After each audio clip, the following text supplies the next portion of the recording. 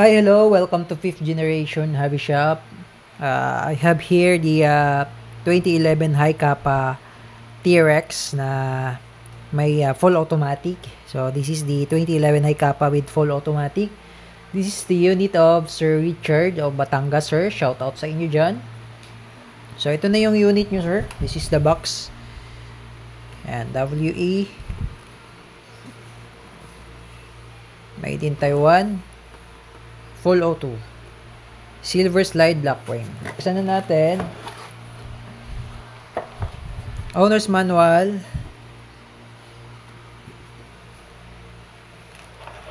Magazine. 30 rounder capacity.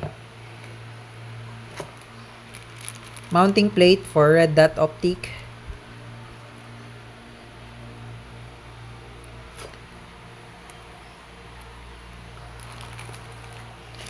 The high kappa T-Rex semi, and full automatic.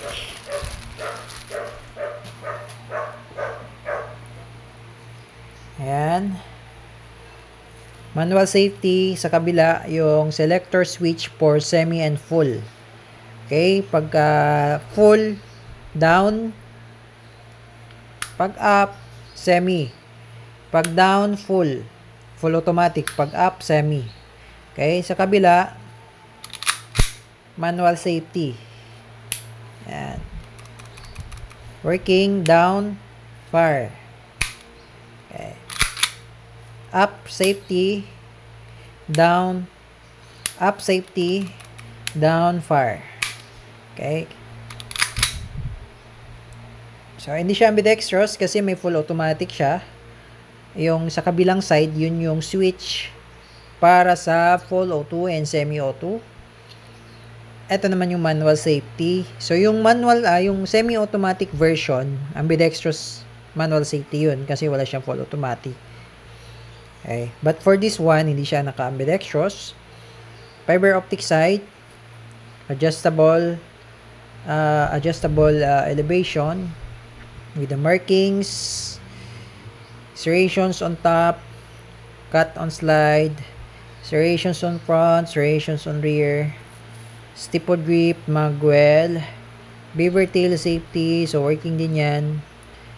Okay. Pag hindi siya engage, hindi rin siya puputok. Pag ginin mo, that's the time pwede siya puputok. Okay. Accessory rail for flashlights, then threaded barrel for tracer units. Okay, so unit ni Sir Richard. Okay, so ngayon i-chronograph test natin. Lagyan ko lang siya ng BBs for chronograph. Lagyan siya ng dalawa lang. Okay. Then, lagyan natin ng gas.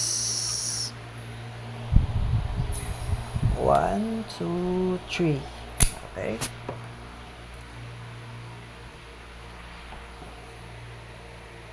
Okay, walang singaw.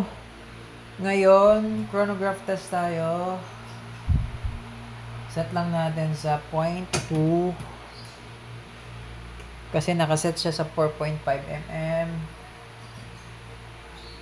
So, connect lang natin.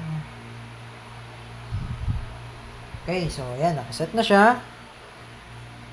Clear lang natin yung history ng chronograph test. Okay? So, ayan. Check natin yung chronograph or yung FPS. Sir Richard Batangas. Okay. Chronograph test tayo. Sir. Wait lang.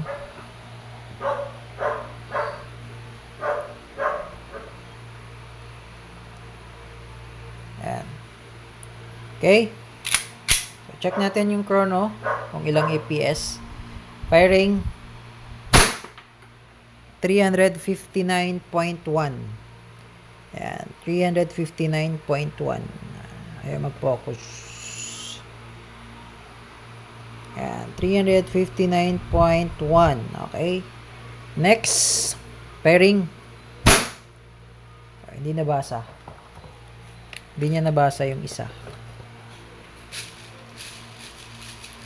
359.1. Lagyan lang natin ng isa pa. Kasi hindi niya nabasa yung isa.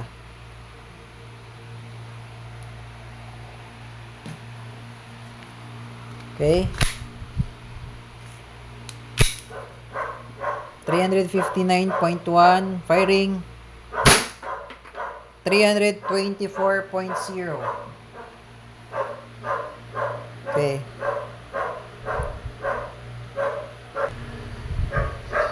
So, ayan po yung chronograph test result. 359 and 324. So, try lang tayo ulit.